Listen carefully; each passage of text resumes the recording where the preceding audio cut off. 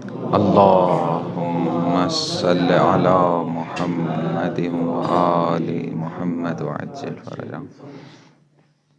اعوذ باللہ من الشیطان الرجیم. بسم اللہ الرحمن الرحیم.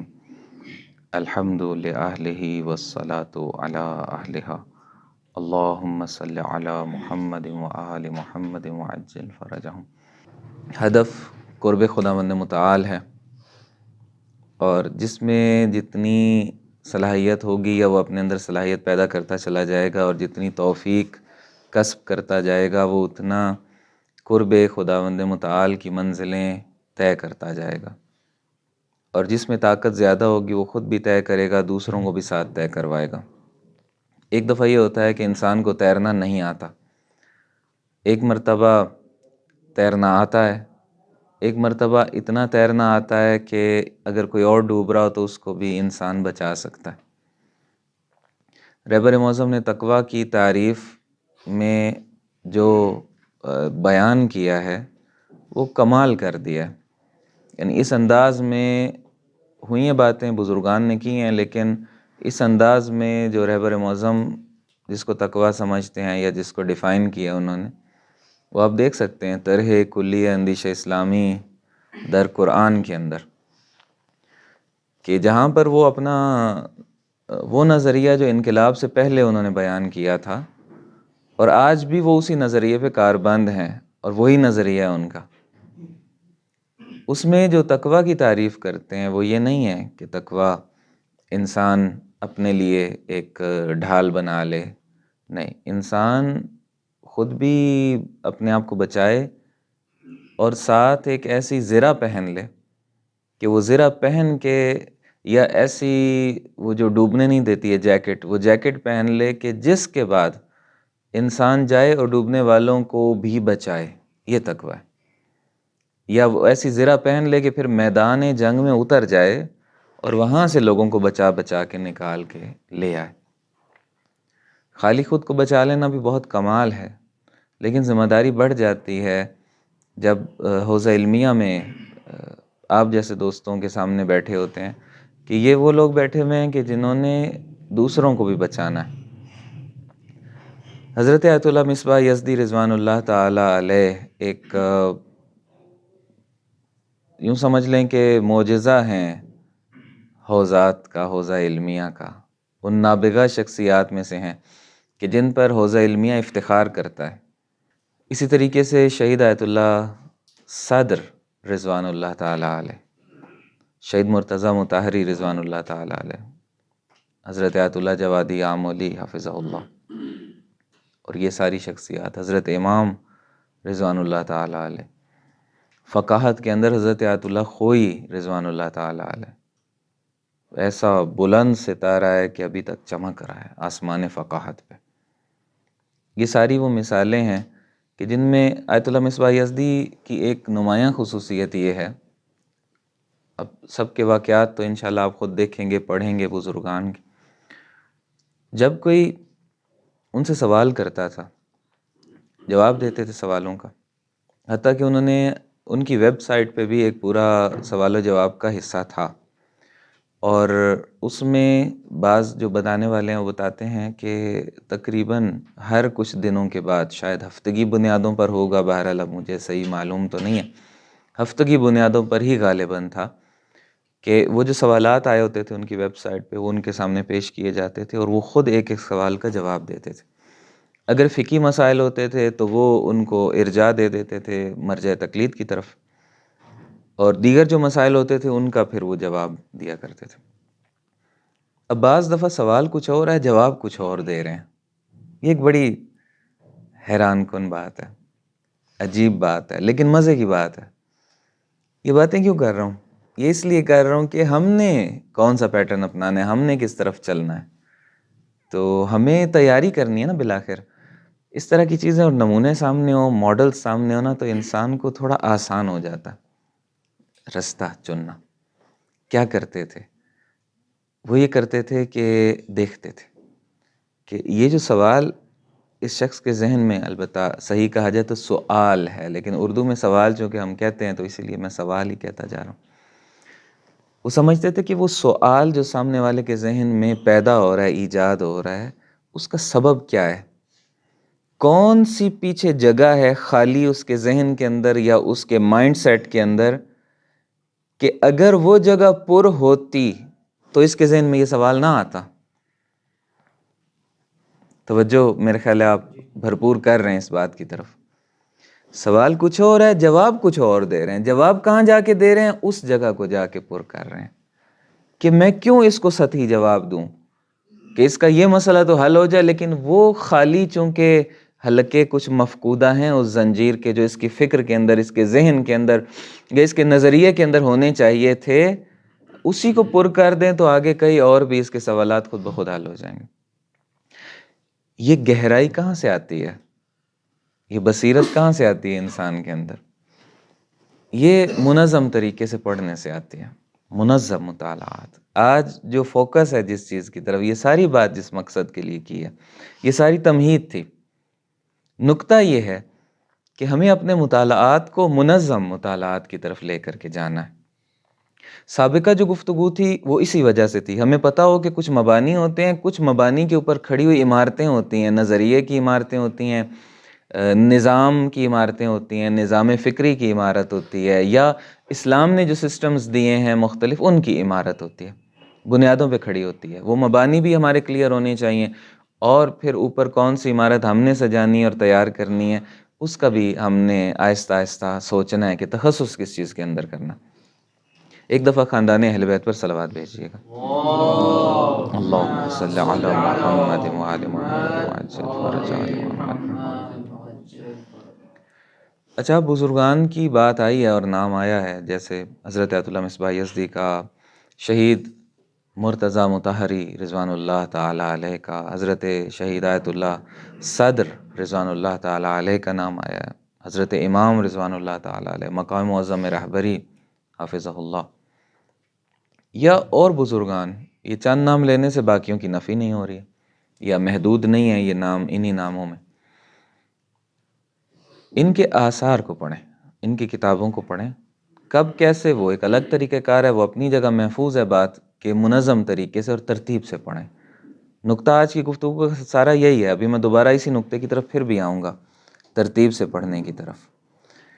لیکن یہاں یہ حاشیہ سن لیجئے کہ ان بزرگان کے آثار کو پڑھنے کا فائدہ کیا ہوگا ہم سب کو، مجھے بھی پڑھنے چاہیے، آپ کو بھی پڑھنے چاہیے۔ فائدہ یہ ہوگا کہ ہماری دین شناسی بہتر ہوگی۔ ایک دفعہ میں ایک آیت یا روایت سے ایک مطلب سمجھتا ہوں، یا کسی تاریخی واقعہ سے کوئی تحلیل کرتا ہوں، لیکن ایک دفعہ شہید مرتضیٰ مطہری جیسی شخصیت اسی واقعہ سے، اسی آیت سے، اسی روایت سے، اسی نقطے سے ایک نقطہ نکال رہی ہیں۔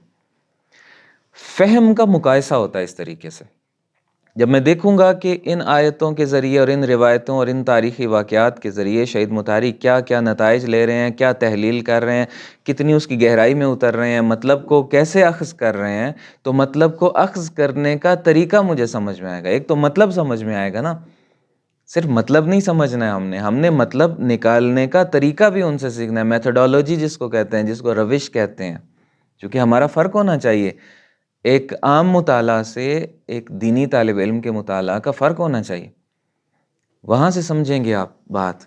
ایک ہمارے دوست تھے، تھوڑی پرانی بات ہے، ہم کم کے اندر اس وقت تقریباً نئے آئے تھے۔ اب ہماری بعض دفعہ ان کے ساتھ کچھ میٹنگز ہوتی تھیں، کچھ جلسات ہوتے تھے، کچھ اجتماعی کاموں میں ایک ساتھ بعض دفعہ اکٹھا ہو جاتے تھے ہم لوگ۔ میں نے ایک دن ان سے پوچھ لیا، میں نے ان سے پوچھا کہ آغا، جب میٹنگ ہوتی ہے، تبادل آراء ہوتا ہے، لوگ اپنی رائے دے رہے ہوتے ہیں، آپ بھی اپنی رائے دیتے ہیں، آپ کا انداز بہت مختلف ہے، آپ کا انداز بہت نکھرا ہوا ہے، آپ بات کرتے ہیں تو دلیل کے ساتھ بات کرتے ہیں، آپ بات کرتے ہیں تو اس کے پیچھے کوئی لاجک ہوتی ہے، آپ بات کرتے ہیں تو کوئی ریزن اس کی پیش کر رہے ہوتے ہیں، اس آیت کے تحت، اس روایت کے تحت، اس عقلی قانون کے تحت، اس طریقے سے وہ بات کرتے تھے میٹنگز کے اندر۔ میں نے ایک دن الگ سے پوچھ لیا، انہوں نے کہا کوئی خاص تو نہیں ہے، مجھے بھی نہیں معلوم ہے، وہ اسی طریقے سے یہ عاجزی ان کے ساری، اور اس طریقے سے انہوں نے جواب دیا۔ ان کی روٹینز کو میں نے دیکھنا شروع کیا، تھیں بھی سامنے ان کی روٹینز، معلوم تھی ان کی روٹینز، کیا پڑھتے ہیں، کن دوستوں کے ساتھ مباحثہ کرتے ہیں، کیا پڑھا ہوا ہے انہوں نے، کس طریقے سے پڑھا ہوا ہے اور کس طریقے سے پڑھتے ہیں۔ یہ ساری چیزیں جب سامنے آنے لگیں اور بھی ان کے دوستوں سے جب پتہ چلا ان کے بارے میں، کچھ سینئرز سے، اس وقت اندازہ ہوا کہ وہ شہید مرتضیٰ مطہری کو پڑھتے ہیں، اور صرف مطلب نہیں لیتے ہیں، اس کی روش بھی لیتے ہیں، سیکھ رہے ہوتے ہیں، منطقی بات کیسے کرنی ہے، دلیل کے ساتھ بات کیسے کرنی ہے، سامنے والے کو قائل کیسے کرنا ہے۔ ایک تو اپنا نظریہ ٹھیک ہونا چاہیے، غلط نظریے پہ کسی کو قائل نہیں کرنا ہے، درست ہے، اپنا نظریہ پہلے ٹھیک ہونا چاہیے، اس کے بعد اس ٹھیک نظریے پہ سامنے والے کو کیسے قائل کر سکتے ہیں آپ۔ یہ بڑا اہم نقطہ ہے، یہ بڑی اہم بات ہے۔ ایک آدمی جس کے پاس نظریہ ٹھیک ہے، اس نے سامنے والے کو اگر قائل ہی نہیں کر سکتا وہ، یا نہیں کرنا ہے، تو پھر وہ اسی کی حد تک رہ جائے گا نا، آگے نہیں پھیلے گا، وہ چراغ اور چراغوں کو نہیں جلا سکتا ہے، اور چراغوں کو جلانے لگے گا اتنا ٹمٹما رہا ہے کہ اپنا ہی بجھ جائے گا نا اس کا۔ ایسا چراغ تو نہیں بننا ہے انشاءاللہ، مضبوط چراغ بننا ہے، آندھیاں بھی اس کو نہ بجھا سکیں، اور چراغوں سے چراغ روشن کرتا چلا جائے۔ جیسے کسی نے کہا تھا کہ ہم تو چراغ اول شب ہیں، اول شب بجھ جائیں گے، تم ہی یارو آخر شب تک دیپ سے دیپ جلائے رکھنا۔ یہ دیپ سے دیپ جو جلانے ہیں، یہ کیسے جلانے ہیں؟ اسی طریقے سے ان بزرگان کے مطالعہ، حاشیہ لمبا ہو گیا، متن سے بھی زیادہ ہو گیا، حاشیے کو کلوز کرتا ہوں، اور نقطہ جو اختتامی ہے، جو مرکزی ہے، جس پہ فوکس ہے آج کی گفتگو کا، دوبارہ اس پہ تھوڑی سی بات کرنا چاہوں گا۔ حاشیے کو کلوز یہاں کرتے ہیں کہ ان بزرگان کے آثار کو پڑھیں تو روش استنباط سیکھیں کہ یہ قرآن و حدیث سے استفادہ کیسے کرتے ہیں، مطلب کیسے نکالا ہوا ہے انہوں نے۔ یہ چیزیں آہستہ آہستہ ہمارے ذہن کی تمرین کرواتی ہیں، پریکٹس کرواتی ہیں۔ مطلب یہ ہے، خلاصہ یہ، آنکھیں کھول کے پڑھنا ہے انشاءاللہ، دل و دماغ کو روشن کر کے ایک مطلب کو پڑھنا ہے، کہ ہم ایک چیز پڑھ رہے ہیں، سیکھیں گے اس سے دو چیزیں، ایک خود وہ مطلب، ایک انہوں نے وہ مطلب نکالا کیسے ان چیزوں کو۔ یہ پریکٹیکل طریقہ ہوتا ہے۔ برہانے انی ہے، بہرحال منطق انشاءاللہ آپ پڑھیں گے، لمی انی کا فرق دیکھیں گے آپ۔ بعض دفعہ انسان آیات و روایات سے نتائج لے رہا ہوتا ہے، بعض دفعہ انسان بزرگان سے سیکھ رہا ہوتا ہے کہ انہوں نے کیا نتائج لیے ہیں، کن آیات و روایات سے لیے ہیں۔ یعنی یہ دو طرفہ معاملہ چلتے رہنا چاہیے۔ ایک دفعہ خاندان اہل بیت پر صلوات بھیجیے گا۔ اللہم صلی علی محمد و آل محمد عجل فرج۔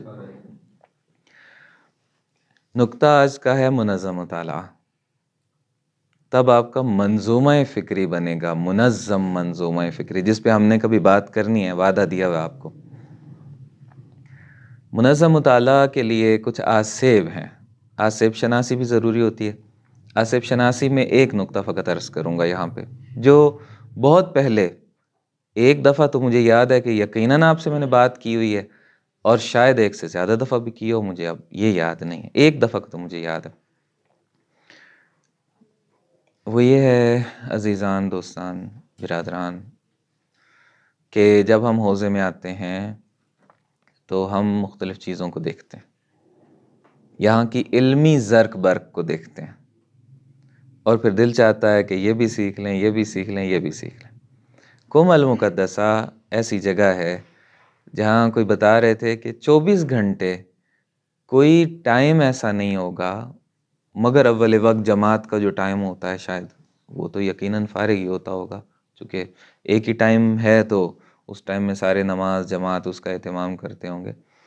اس کے علاوہ کوئی بھی ٹائم ایسا خالی نہیں ہے، 24 گھنٹے کی بات کر رہا ہوں، صرف صبح سے دوپہر اور دوپہر سے شام تک کی نہیں، کہ جہاں کسی نہ کسی علمی ادارے، کسی نہ کسی مدرسے، کسی نہ کسی مؤسسے کے اندر کوئی علمی تحقیقاتی کام یا مباحثہ یا درس و تدریس نہ چل رہی ہو۔ یہ قم ہے۔ قم میں نہج البلاغہ کے اوپر تخصصی ادارہ آپ کو ملے گا۔ قم میں صحیفہ سجادیہ پر کام کرنے والے متخصصین آپ کو ملیں گے۔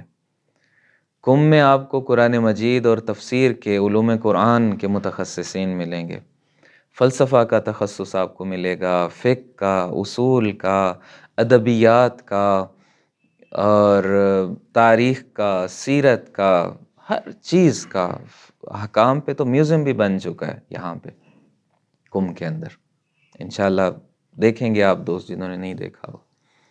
وہاں ابھی حاشیے زیادہ ہوتے جا رہے ہیں.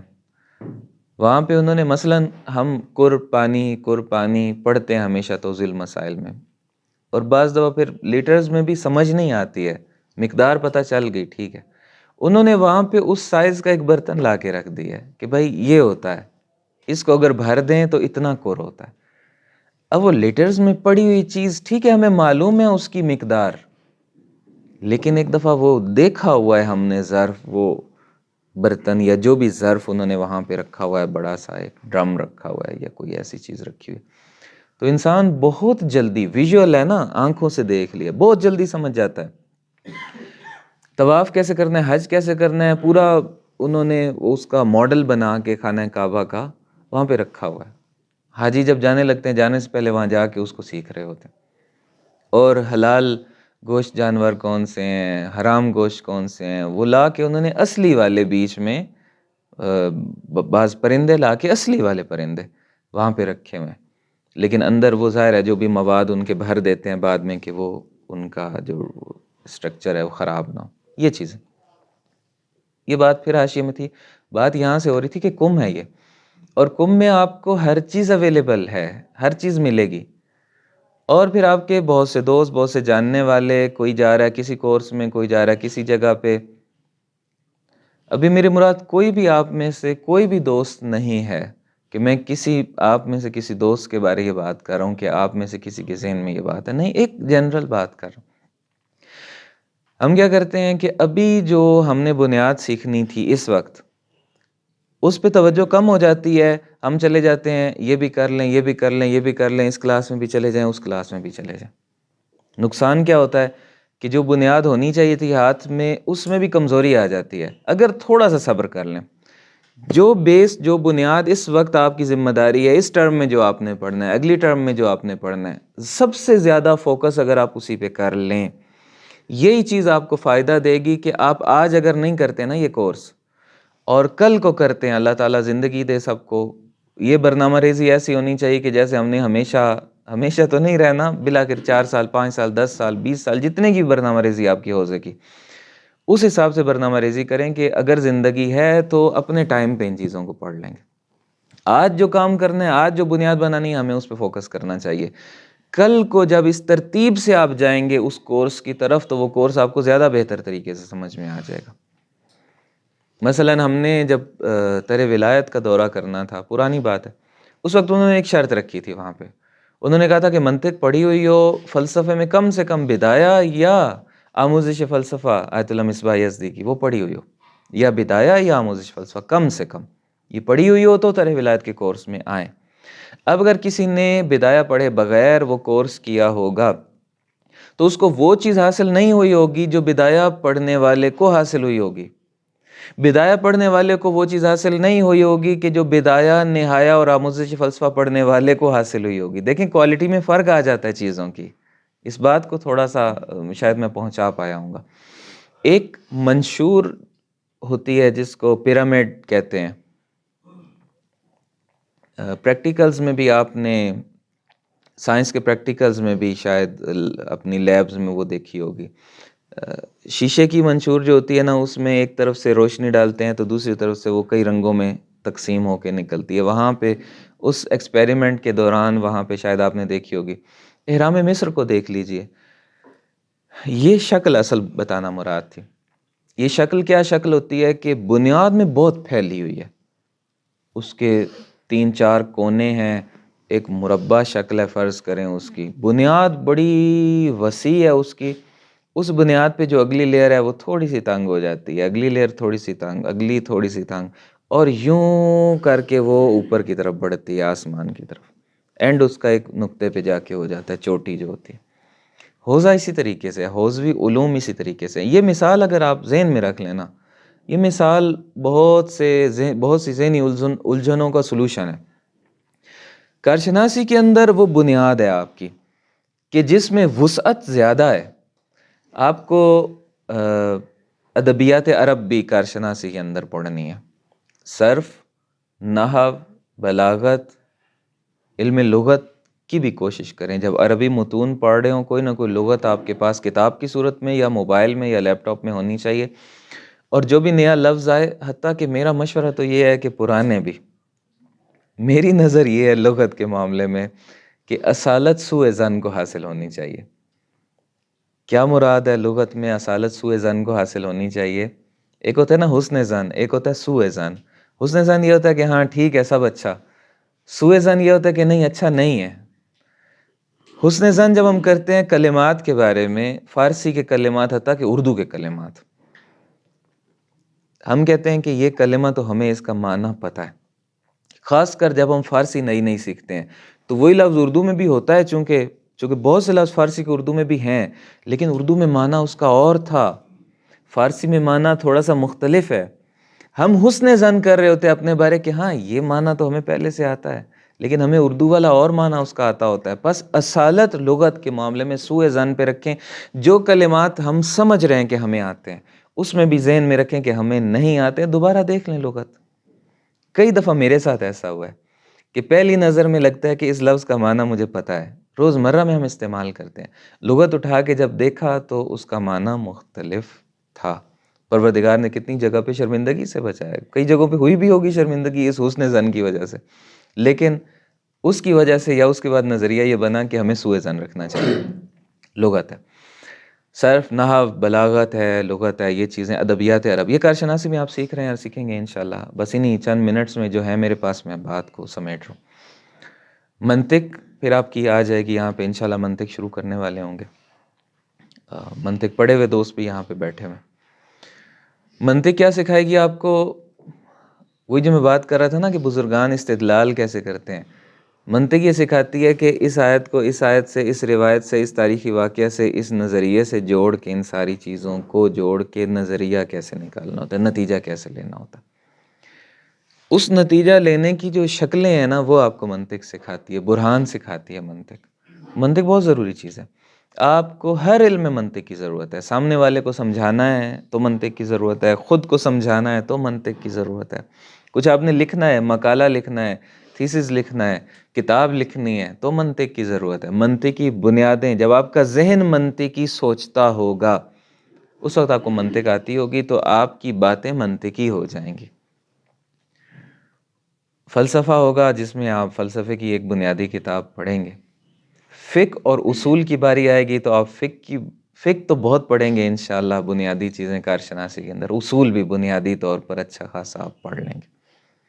بہت سی چیزوں کی آشنائی ہوگی، علوم قرآن سے آشنائی ہوگی، آپ کو تاریخ و سیرت سے آشنائی ہوگی، تفسیر ترتیبی کیسے ہوتی ہے، تفسیر موضوعی کیسے ہوتی ہے، ان سے آشنائی ہوگی. یہ وہ چیزیں، عرفان اسلامی سے آشنائی ہوگی، کافی علوم سے آپ کو آشنائی ہوگی. یہاں پہ یہ آشنائی کیوں کروائی جاتی ہے؟ تاکہ آپ اگلی جو سطوحات ہیں ان میں سوچ سکیں کہ آپ کا تمرکز زیادہ کس طرف جانا چاہیے. بس نیچے شروع میں پھیلاؤ زیادہ ہوتا ہے، اوپر جتنا جائیں گے کارشناسی ارشد میں اور ڈاکٹریٹ میں، اس میں تمرکز زیادہ ہوتا چلا جائے گا. کسی نقطے پہ آپ کو متمرکز ہونا ہوگا کہ ہمیں اس میں تخصص کرنا ہے. یہ منشور کی شکل میں اوپر بڑھیں. اسی طریقے سے بنیادیں مضبوط کریں. کارشناسی کا کورس بہت خوبصورت ہے، فقہ و معارف کا کورس خاص طور پہ بہت جامعیت ہے اس کے اندر. اس کو مضبوطی سے کر لیں، انشاءاللہ سارے کورسز یہیں پر ہیں. بلکہ جب آپ ابھی کر رہے ہیں نا ایک کورس، فرض کریں جلدی میں، ادھر سے بنیاد آپ کی بن جائے گی اور تب جا کے کورس کریں گے، تب تک وہ کورس بھی امپروو ہو چکا ہوگا. ہر چند مہینے کے بعد ہم دیکھ رہے تھے کہ ترے ولایت کی کتابیں نئی سے نئی آ رہی تھیں، نیا ایڈیشن، اس میں تبدیلی، پھر نیا ایڈیشن، اس میں تبدیلی، یعنی وہ بہتر ہو رہی ہیں چیزیں. لہٰذا پریشان نہیں ہو، ہر چیز یہیں پہ ہے، ہر چیز پہلے سے بہتر آپ کو میسر آ جائے گی. جلد بازی نہ کریں، منطقی ترتیب سے چیزوں کو پڑھیں. منطقی ترتیب سے جب چیزوں کو پڑھیں گے، منظومہ فکری آپ کا درست ہوگا. منظومہ فکری پہ انشاءاللہ ہم بعد میں کریں گے. پھر آپ آیت اللہ مصباح یزدی کی طرح سوچیں گے، شہید مطہری کی طرح سوچیں گے. ان بزرگان کی روش استنباط آپ کے ہاتھ میں ہوگی. حضرت آیت اللہ خوئی کی فقاہت کی کوئی خوشبو انشاءاللہ آپ دوستوں کے اندر بھی آئے گی. حضرت امام کی طرح فقاہت، حضرت امام کی طرح اس فقاہت سے نکلا ہوا پریکٹیکل کام معاشرے کے اندر کس طرح سے کرتے ہیں. معاشرے کے اندر کام کرنا ہے اگر، تو اس کی مثال حضرت امام سے بڑی اور آج کے زمانے میں کون سی مثال ہو سکتی ہے کہ ہم لوگ ایک مسجد کو، ایک شخص کو تبدیل کرنے کے لیے، ایک شہر کو تبدیل کرنے کے لیے نکلتے ہیں، انہوں نے ملک کو تبدیل کر دیا، اور وہ ملک کتنے ملکوں کو تبدیل کر رہا۔ اللہ تعالی ہمیں سب کو توفیق عطا فرمائے کہ منظم طریقے سے حوزوی علوم کو سیکھیں۔ صبر چاہیے اس کے لیے، حوصلہ چاہیے اس کے لیے، لمبا سفر ہے۔ اس صبر کے ساتھ، حوصلے کے ساتھ اپنے وقت کے امام علیہ الصلوۃ والسلام سے توسل کرتے ہوئے آگے بڑھیں گے انشاءاللہ، اور یہاں کم میں حضرت معصومہ سلام اللہ علیہا سے توسل کرتے ہوئے آگے بڑھیں گے انشاءاللہ کہ ہمارا لمبا سفر وہ ہمارے لیے مختصر کر دیں، ہمارا ٹائم ادھر ادھر ضائع نہ ہو، عطا کر دیں بہت سی چیزیں، جلدی سمجھ میں آنے لگ جائیں باتیں، استاد اچھے ملتے جائیں، مباحثی اچھے ملتے جائیں، شیڈول بڑا منظم بنا لیں ہم لوگ۔ اس کے لیے توفیق چاہیے ہوتی ہے، توسل چاہیے ہوتا ہے، اور اندر کا ارادہ چاہیے ہوتا ہے، اور بصیرت کے ساتھ صحیح فیصلے چاہیے ہوتے ہیں، بہت سی چیزیں چاہیے ہوتی ہیں۔ پروردگار ہم سب کو ہر وہ ضروری چیز جو ہمیں پتہ ہے وہ بھی عطا کرے، جو ہمیں نہیں پتہ ہے وہ بھی ہمیں اس سے آگاہ کرے، ہمیں عطا کرے۔ ظرف ہے تو اس کو بھر دے، ظرف نہیں ہے تو ظرف عطا کرے، ظرف ہے تو ظرف کو بڑا کر دے، پھر اس کو بھر دے، اس کو بڑا کرتا چلے، جتنا بڑھتا جاتا ہے ظرف ختم نہیں ہوتا ہے، اور اس میں وسعت آتی جاتی ہے۔ انشاءاللہ ان سب دعاؤں کی قبولیت کے لیے خاندان عصمت و طہارت پر صلوات بھیجیے گا۔ اللہم صلی علی محمد وآل محمد وعجل فرجہ۔